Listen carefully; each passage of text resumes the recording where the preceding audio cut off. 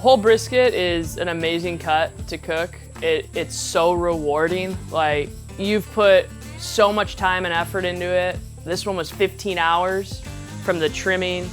Actually 16 hours if you think about from the trimming to the seasoning to getting your smoker set up. It's your time, it's your commitment, it's your love, it's what you give to your people. And the reward is seeing the look on people's face when they pop, that Wagyu brisket in their mouth and their eyes just light up and they're like, oh, brisket heaven. Like, they're just like, I have never had anything like this in my life. And that's really what I love about my job and what I love about barbecue is it brings people together. It makes people happy. People love food. And it's like no other. The Wagyu Packer cut brisket, like no other. You're gonna get reactions from people where they're literally gonna be blown away. All right, so today is one of my favorite days because we are talking whole Packer cut brisket. This is the cream of the crop. You could do, some bicep curls with it if you want. This is a heavy brisket right here. The whole Packer is gonna have both the muscles on it, the flat and the point. We'll get into that, but let's first get it unwrapped here. Let's take a look at this bad boy. Oh, look at the marbling on that. Now this is Wagyu grade. For those little fun fact, Wa means Japanese and Gu means cattle, so it's Japanese cattle. Essentially what you need to know is there's 4 grades here in the US. You start with select, then you go choice, then you go prime, then you go Wagyu. This is gonna be the most intermuscular fat and marbling. This thing is going to be tasty. Now, first and foremost, we wanna start trimming. I like to start on the bottom end of the brisket. This is gonna be your top end and your fat cap. So first and foremost, we're just gonna come out here. There's a really big chunk of fat right here that we wanna remove. So on a brisket, you'll have this hard fat. It's not gonna render down during the cook, and so we wanna make sure that we remove most of that. And we're just gonna come in here slowly and kind of just start taking this fat off. Now this fat, you really won't use for anything. It's pretty hard fat. Again, it's not gonna render down, so you just wanna cut it out of there. You just wanna get underneath that silver skin the best as you can and trim it out. That's looking pretty good to me. A lot of this is intermuscular fat. You could see the marbling running through it. And so, like I said, a lot of it will just render down naturally and melt throughout the cooking process, so we don't need to be too crazy on this side. We got off our big clumps of fat. Now I'm gonna flip this bad boy over and check out this side. What I like to do is create a line here and cut it down so I can see what I'm working with. You'll also see a lot of times when they package these at the factory, there'll be a little bit of darkening on the meat here, so you want to cut off anything that's been oxidized. So I'm going to come through and just cut a slice down.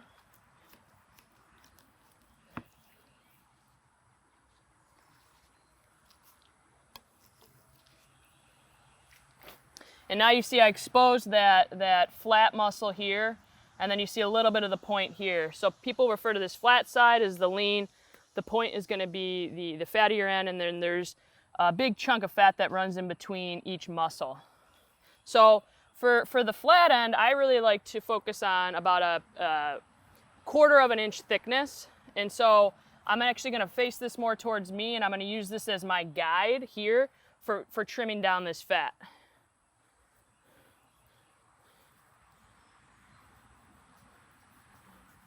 And on the fat end side, just go nice and slow. You can see it's a hot day, so the fat is already starting to kind of melt. So as cool as you can keep it, the better, the easier it is to trim it. Just nice and easy.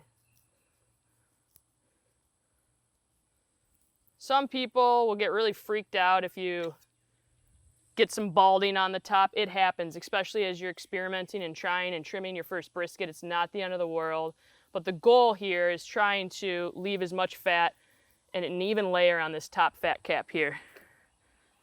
By exposing it, that's where you see, like, all right, how far down can I go? And it helps you be able to not cut into the meat. So as you're trimming the brisket, you want to kind of feel it and feel for soft fat and hard fat. You'll find the hard fat, which I just trimmed off, and once it gets pillowy and you can feel it with your fingers, that's what you're going for. Anything that's like hanging off of it, you want to cut that out. Just gonna burn up as it's cooking. So I'm just gonna kind of cut this and cut this bottom piece off. Just square it up.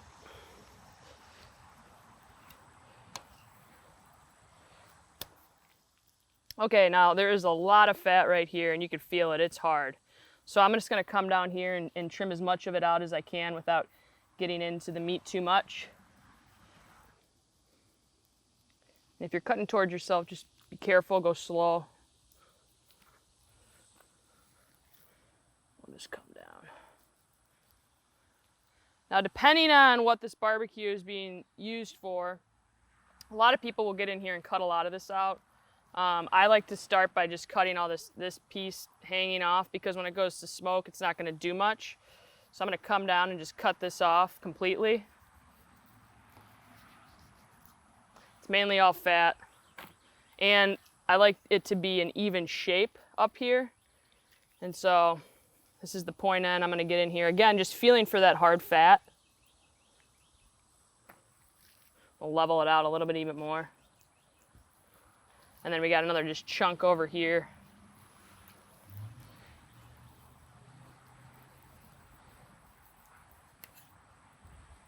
So there's a huge chunk of fat that runs in between the point end and the flat end, and you can see it here.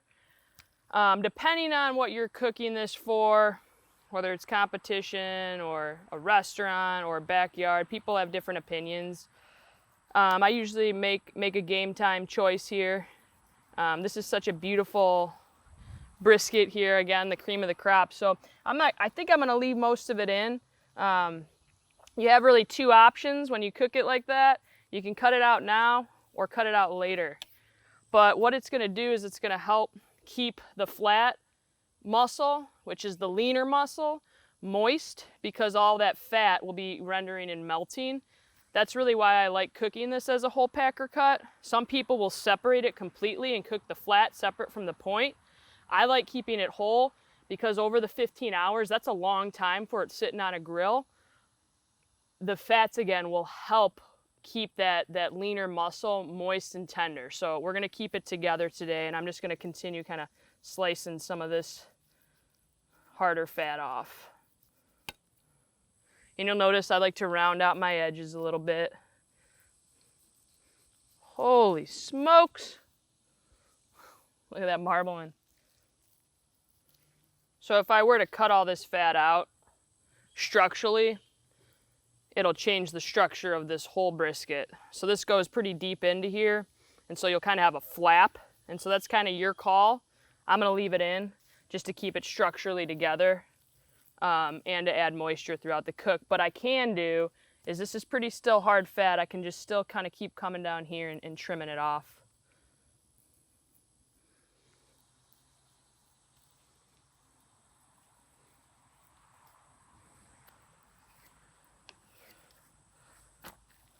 So that's looking pretty good. I want to get some of this off.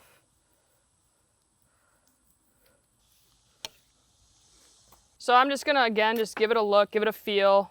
All that hard fat is primarily gone. We got a nice 1/4 of an inch thickness.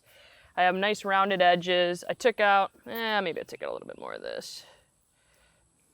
Again, I'm just gonna leave this fat in here structurally. It's gonna, not all of it's gonna render down, and we'll see that after we cook it, but it'll help keep it together.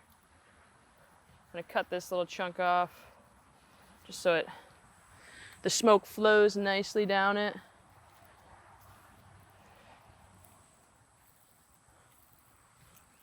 Feeling for that hard fat. We're coming over here. There's not too much. Flip this bad boy over. Check it out.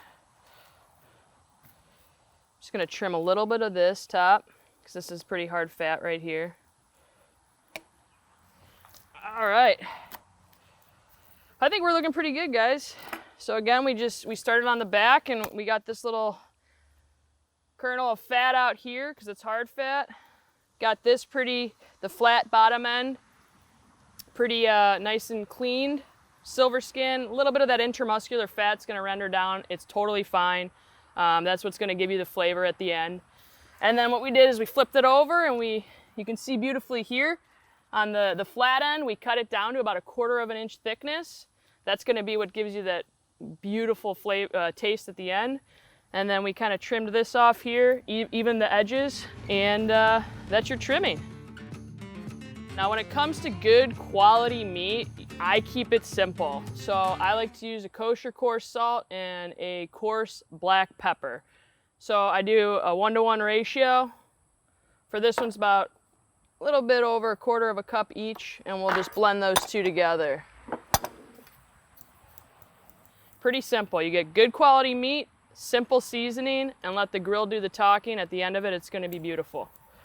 And since this brisket is kind of been sitting out a little bit, you can just smush it in and the seasonings, and it'll start to stick a little bit to it. We'll get in here. We want to get the whole thing evenly seasoned. All corners, all edges, all sides. All right, we got this beautiful Packer cut Wagyu brisket trimmed, it's seasoned, it's ready to hit the grill. We're gonna go do our grill setup, but beforehand, let's get this guy in the fridge while we're getting that set up. Oh, yeah. We have the lovely Summit Kamado. This is the perfect grill to do your overnight smoke. Before we get the actual inside of the grill set up, we're going to light our charcoal. So you may ask, hey Kelsey, why am I not using the gas ignition here? Now the gas ignition is really great when you're lighting charcoal from the bottom up. For this, I'm gonna do more of a Minion method. I wanna light the coals very low and slow. So I like to go from the top down.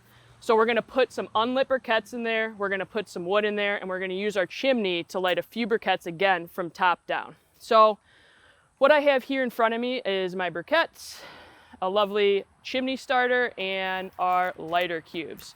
The chimney starter is great. It's got like a nice cone on the inside of it, and that allows all the briquettes to fall on their edges so they light evenly.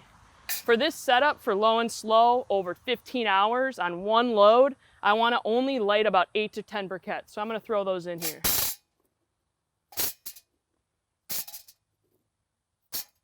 And the little chimney starter, we also offer a bigger one, is nice for lighting smaller quantities of briquettes.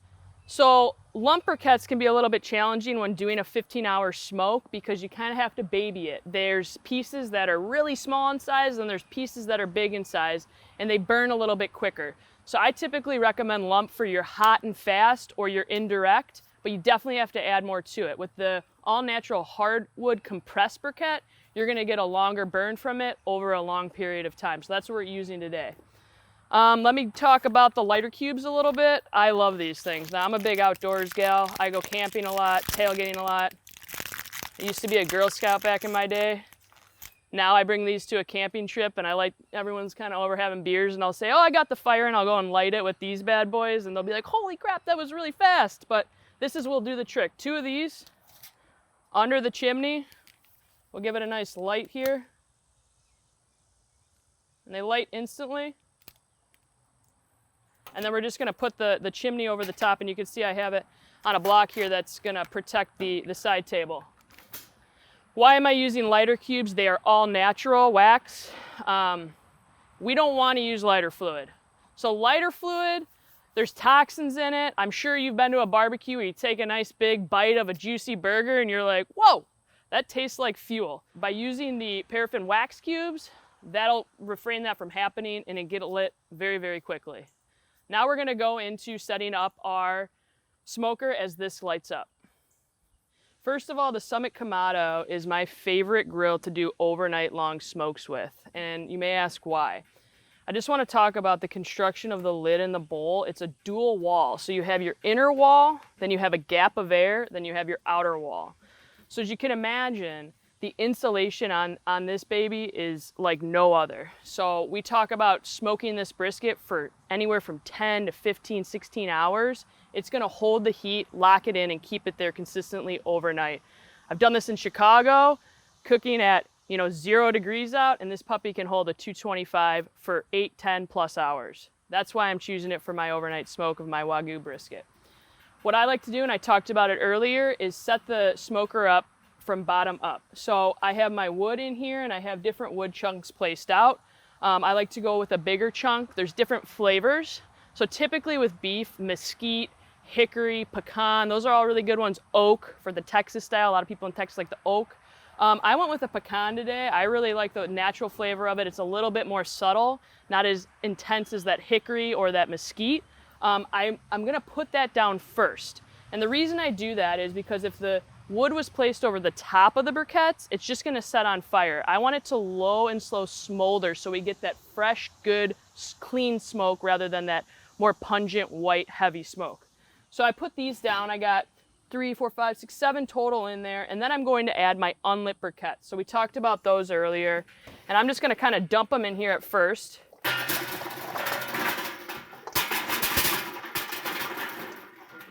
That's a good amount. Again, we don't want to have to reload this. We want it to work for 12, 15 plus hours. What I like to do from here is you'll notice I have the charcoal baskets in here, and that kind of keeps the charcoal elevated and together. So I like to do that as well. And then what I'm going to do is I'm just going to make sure there's no, you know, stragglers off to the side. And I'm going to try to create a nice little pocket in the center, and that's where I'm going to pour my lit briquettes. Again, we're going top down, low and slow. You don't want to put too many lit briquettes in here because you just want it to start and lock in that 200 to 225. That's my preferred temperature for the long-term overnight. And then after we wrap it, we'll crank it up a little bit tomorrow morning. So again, I'm just going to create a little bit of a barrier here so I can pour some briquettes in, and then the diffuser plates fits over top. So again, I'm going to pour these in here. And I'm just going to place them right in the center there. And that's going to help just slowly light from middle out over the course of 15 hours. From this, I want to add my diffuser plate. So when you're doing your low and slow setting, your charcoal grate is at the bottom of the grill. You have this centerpiece that this sits on. This is our diffuser plate. So it's going to act as a baffle of the heat, because with the long overnight smoke, we don't want the heat to really damage the beautiful brisket. So we're going to place that in over the top. Kind of do your best to smush it down. So I really like to do a water pan. You'll notice it's a full size because I like to cover the whole brisket and make sure it's protected. So what I'll do is I'll put it in here, and it fits perfectly over the top. And then the cooking grate, you'll see, kind of locks it in place. And then we're going to pour our water in. Again, this is going to add humidity throughout the whole cook. Moisture as well, because it's really nice to have additional moisture when you're cooking. And it's going to serve as an extra baffle. So again, you got your heat at the bottom, you have your diffuser plate, you have a bit of another gap, and then you're creating water here. Now the next thing I like to do is set up my Weber Connect hub device. I really like using the ambient probe for the overnight cook because it monitors the actual internal temperature of your smoker. So when you're sleeping, you'll get alerts if it, you know, drops below the temperature or goes above the temperature. So what I'm going to do is plug it into the first one. I'm going to clip it onto the grate. I like to go to the back of the grate.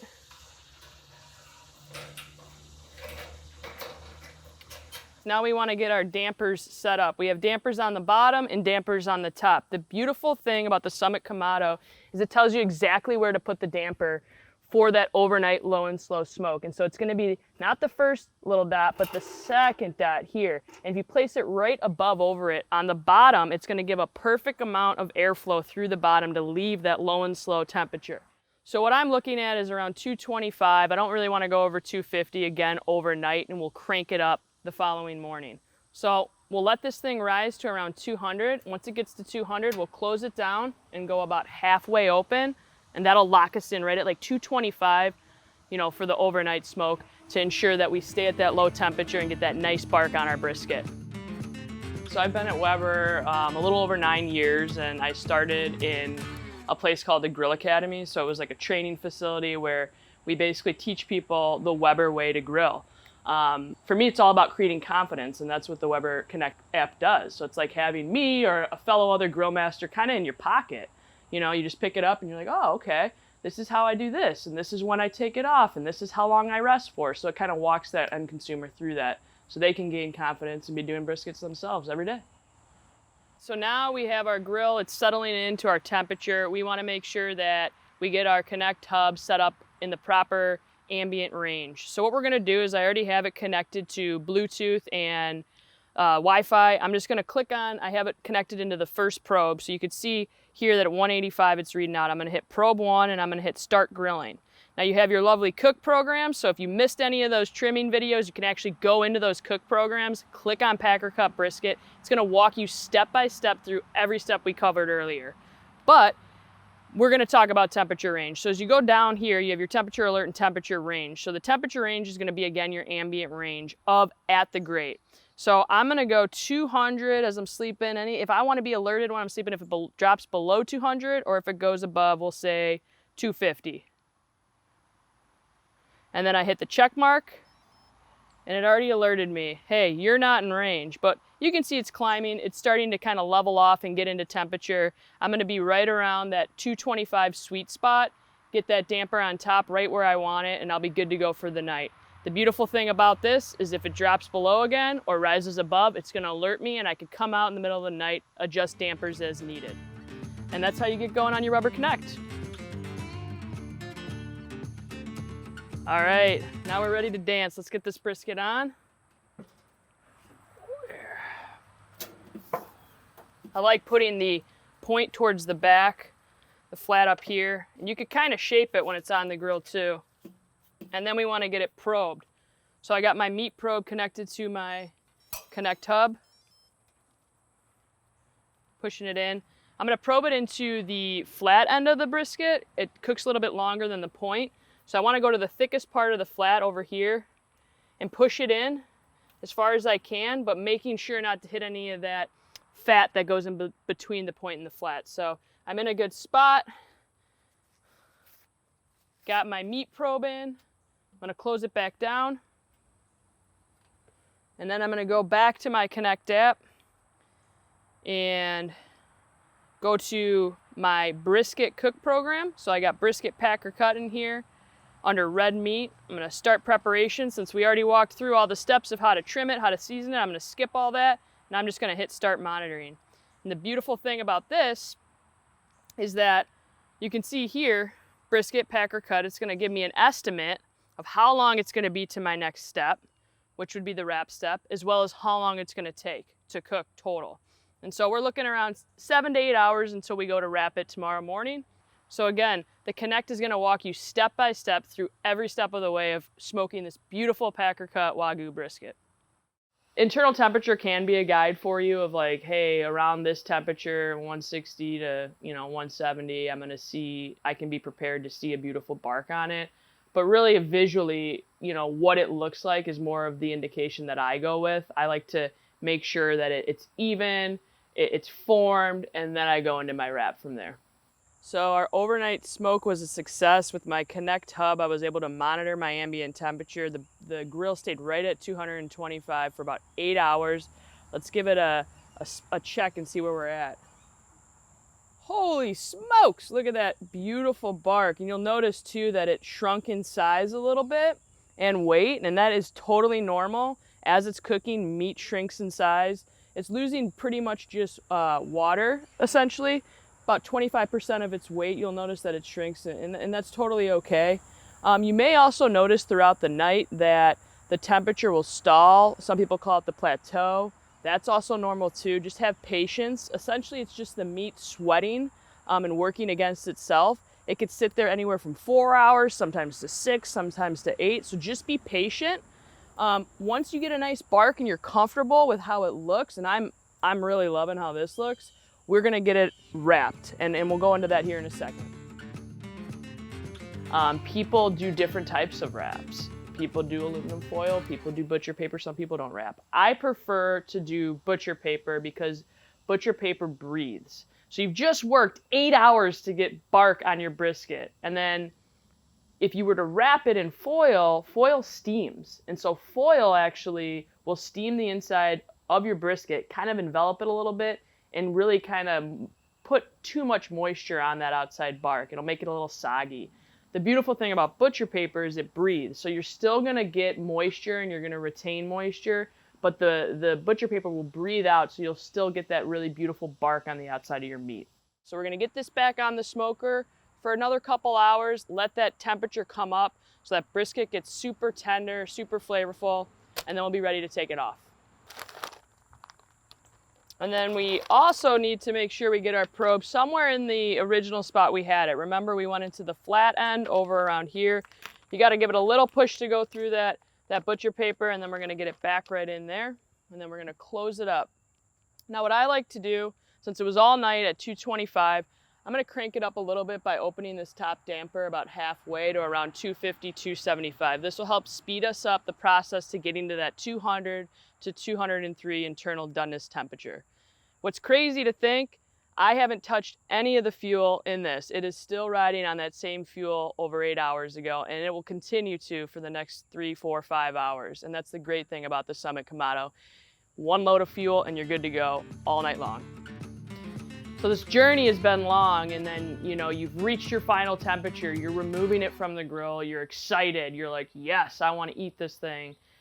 And then you realize, oh no, I need to rest this thing. And I've been to a lot of barbecues where friends don't plan out the timing correct, and they're like, I'm just going to serve it. Like, I have all my guests here. Do not do that. Make them wait. Patience is a virtue, and with brisket, it's very, very important. It's actually one of the most important steps of the whole cooking process. What happens is, it's been on the smoker for this brisket 15 plus hours. It's been working hard. You know, we want to put it in a cooler, and we want all those muscle fibers to relax down. We want the temperature to come back down to a serving temperature. We just want it to, the moisture to go back into the meat, and we want it to tenderize itself. So when we go to slice it, it's actually very, very tender rather than tough. If you go and you slice into a brisket right off the grill, you're going to run into some issues with tenderness being a bit tough and a bit chewy. So resting is important. For this specific packer cut, which was, you know, a heavier one, we went around 4 hours of a rest. Now you look at that. That's how you know it's done. You see that jiggle? So it's really important when you do a whole brisket, it has, again, the two muscles in the brisket. You have the flat end and the point end. And the flat, the muscle fibers run in a different direction than the point. So the flat kind of goes like this, whereas the point goes like this. So you always want to cut against the grain. And the reason we do that is if you cut with the muscle fibers or the grain, it's going to be tough. It's not going to fall apart as easy. If you go against it, that's what's going to break all those muscle fibers apart and be a really, really tender slice. I personally like to start with the flat end, work my way to the point, rotate, and then finish with the point end. Some people like to cut it in half, to each their own, right? So let's get slicing here. I'm gonna first start by just kind of cutting this little end tip off. See what we're working with? Ooh, ooh. And then I like to just cut some, what I call little brisket nuggets over here. And I can just feel how tender that is. Oh yeah. With the flat, I like to do about a pencil thickness, and I'm using a nice long knife called my brisket knife. You can also use a big slicing knife if that's what you prefer. Look at that nice little smoke ring on that. Oh, I can just feel how tender this is. And that happens, it's okay.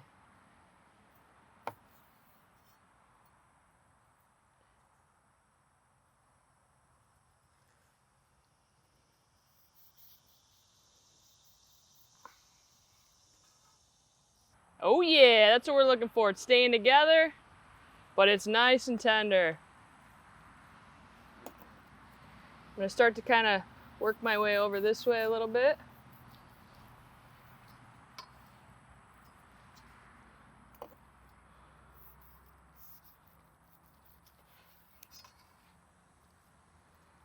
You'll notice we're gonna start getting into that point end as it's getting fattier here. That's your indication. Look at that. Look at that juice just dripping down. Probably do one more and then we're good. We'll leave this because that's a lot of fat on the top there. All right, so remember what I said. When you get to the point end, which is the fattier end of the two muscles, you want to rotate it because again, the grain run this way. So we want to cut against the grain. And I can see there's some fat here, but we're just going to cut one off just to kind of start it off, see where we're at. Just open this up to you. Ho, ho, ho, ho. Ho, ho, ho. Yeah. Now that's what I'm talking about. Look at that. Super moist, super tender, a lot of marbling in there, a lot of juice. So it'll hold together if you go a little bit thicker cut. So you see a good amount of that fat in this part rendered a little bit, so we can continue cutting slices, but sometimes if there's too much fat that you find in between that point and that bottom flat, you can actually cut it off, and we'll see, maybe we'll get to that point and check it out. Oh my goodness.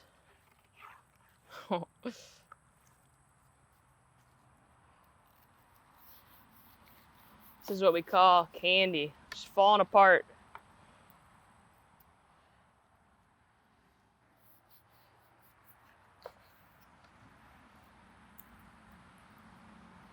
Now you're gonna start to see more of this fat here. So what I'm gonna do here is just cut this apart. So you could actually cut between the two muscles, and some people do this. And I talked about earlier when we were trimming it, you could either cut this up before or after, but you're gonna see how much moisture this actually left on the brisket. It's amazing. So I'm gonna cut through here and just kind of cut down, separate these two. Now you can cut off a little bit of the fat here. And again, we'll do some what I call some brisket nuggets for this guy. I'm just gonna cut off, for those people with Wagyu beef, it's tender, it's rich, eat at your own risk. That's why I like to do a lot of like little nuggets with it,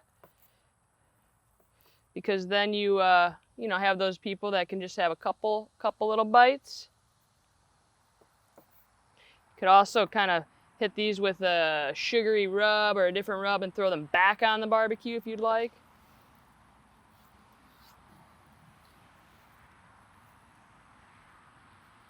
Just got some little nuggets there. And then I'm gonna come back over to this guy. This is the top half of the point section, which is like the money. But I'm gonna flip this over and get some of this fat off first. That's just stuck in between those two muscles.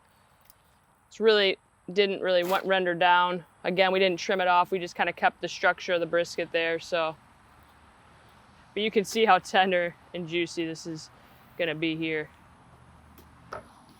So flip it back over.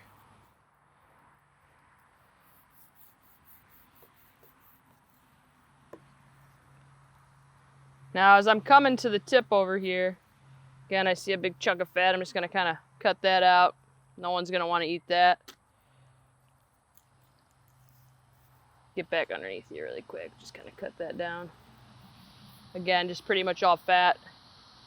This is my favorite part of the whole brisket. That top end of the point there, it's insane, absolutely insane. So this is for all your best friends that you want to impress. This is the piece to give them here.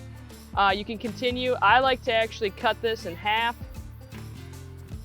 And then again, just kind of slice it into beautiful little nuggets here. And when it comes to Wagyu, I'm typically, I usually, stray towards the point end, the fattier end all day. But with the Wagyu, it can be a bit rich. So I go for that lean end because it is just as tender and it's just as moist. Let's give it a taste. Whoa. Holy smokes, that was amazing. This is amazing, and that is a Wagyu brisket.